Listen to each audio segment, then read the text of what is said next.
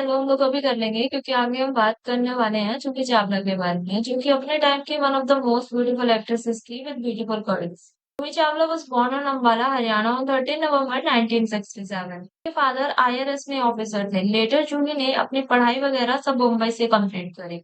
पढ़ाई के दौरान ही उन्होंने काफी सारे कंपटीशन में पार्टिसिपेट करना शुरू कर दिया था। एट 1984 में जब वो सिर्फ 18 साल की होने वाली थी, उन्होंने मिस फेमिना इंडिया का अवार्ड भी अपने नाम कर लिया था। उन्होंने मिस यूनिवर्स में भी पार्टिसिपेट किया, but she didn't made that. But still उस टाइम पे कोई भी लड़की मिस इंडिया का टाइटल जीत जाती तो वो मोस्टली एक्टिंग इंडस्ट्री में ही ना अपना करियर बनाती थी, and Juhi also did that.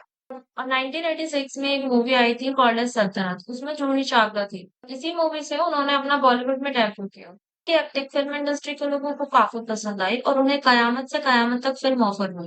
इस मूवी में उनके अपोजिट आमिर खान थी और ये मूवी उन दोनों के ही करियर की फर्स्ट लीड रोल मूवी थी। इससे पहले आमिर ने भी as a child actor work किया था, but before that he never worked as lead actor. ये फिल्म बॉक्स ऑफिस पर सुपर हिट रही, जिस वजह से जूही और आमिर को एक साथ फिर से एक मूवी में कास्ट किया गया और उस मूवी का नाम था लव लव लव।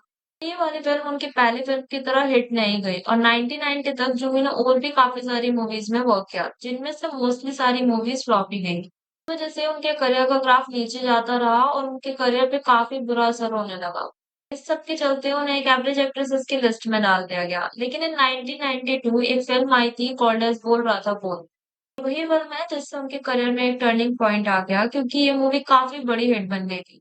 इस मूवी में उनके अगेंस्ट थे ऋषि कपूर, और Rishi Kapoor was an establish actor back then. यहीं से शुरू होता है जूही का एक सुपरस्टार बनने का सफर।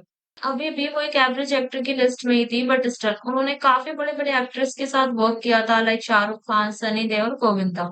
क्या तुम लोगों को पता है कि जूही सलमान के साथ वर्क नहीं करना चाहती थी? तो उस टाइम पे ये रूमर्स थे कि सलमान खान लाइक्स जूही चावला। तो व्हाट एग्जैक्टली हैपेंड वाज, एक मूवी थी अंदाज अपना अपना, जो कि 1994 के टाइम पे ना रिलीज हुई थी और उसकी शूटिंग 1993 में ही शुरू हो गई थी। Before that Salman Khan and Juhi knew each other, they were not like close friend, but still Salman Juhi को मॉडलिंग डेज से ही जानते थे। 1993 आने तक जूही एक सुपरस्टार बन चुकी थी और उन्हें मूवी में ना स्पेशल अपीयरेंस के लिए बुलाया गया था। में जूही के ज्यादा सीन आमिर के साथ थे, लेकिन आमिर से ज्यादा सलमान की नजर उन पे थी। He was totally mesmerized with beauty. तो भाई ने बिना किसी देरी के जूही को अप्रोच किया फॉर फ्रेंडशिप, जिसके बाद ना वो लोग अच्छे दोस्त बन चुके थे।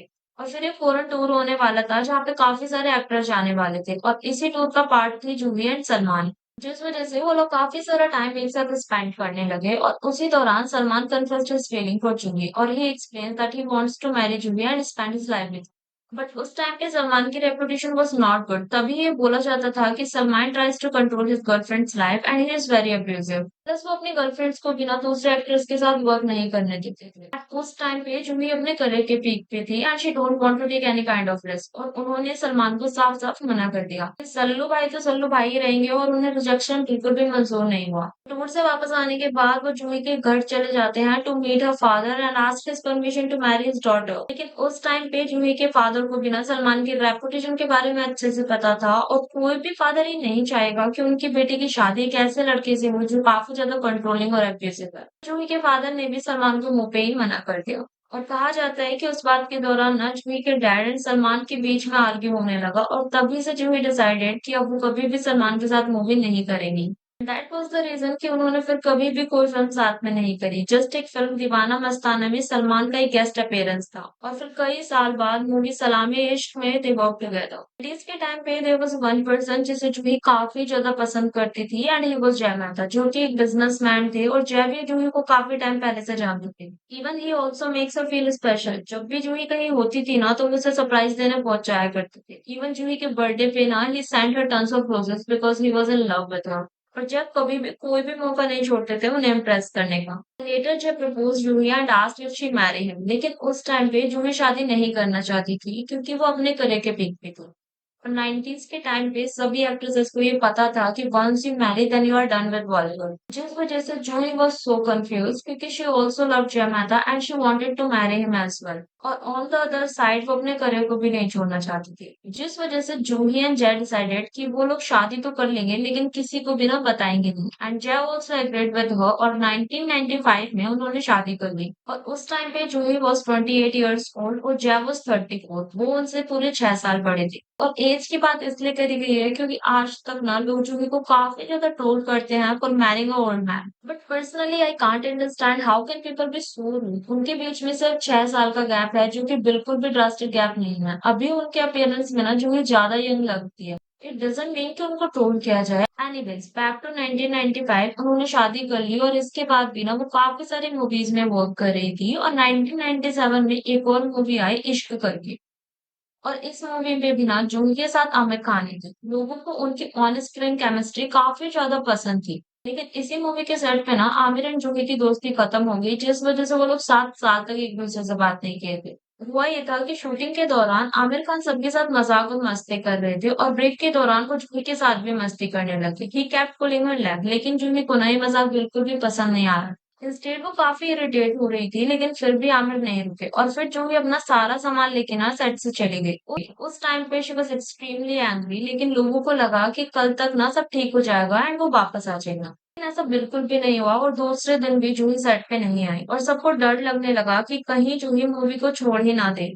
इस वजह से सबने आमिर को बोला कि वो जूही से सॉरी बोले एंड ही डिड दैट। उन्होंने जूही के घर जाके उनसे माफी मांगी and then next day Juhi set पे आई। लेकिन इस चीज से ना आमिर काफी ज्यादा हर्ट हुए एंड ईगो के चलते ही डिसाइडेड कि अब वो कभी भी जूही से बात नहीं करेंगे। और सेट पे बिना सब डायलॉग के दौरान ही वो जूही से बात किया करते एंड ये अल्टीमेट चेंज जूही को नजर आ रहा था। और उन्होंने आमिर से बात करने की कोशिश करी but that doesn't work out.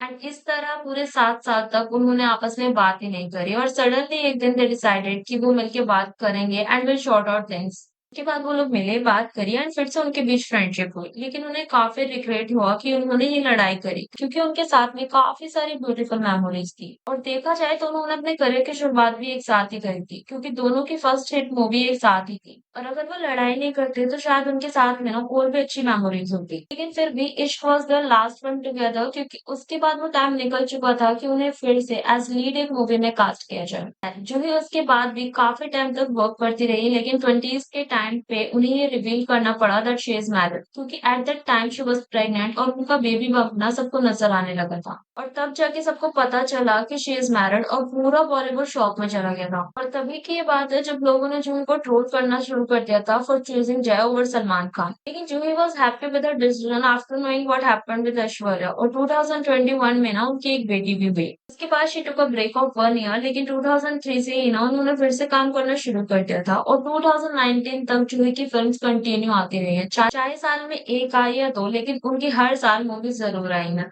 52 की एज तक she was relevant in industry that too 2019। अब बात करते हैं people calling her gold digger just because she married Jay Mehta. But people need to understand in 1995 time पे ना वो टॉप की एक्ट्रेसेस थी। और अगर उनका इंटेंशन जैसे शादी के बाद कुछ और होता तो वो रिवील कर देती that she is married. But उन्होंने नहीं किया because she wants to continue her career. और शादी के बाद भी 52 की एज तक उन्होंने वर्क किया है, which clearly shows that she is very hardworking woman and it is not okay to sideline someone's hard work just because her husband is rich.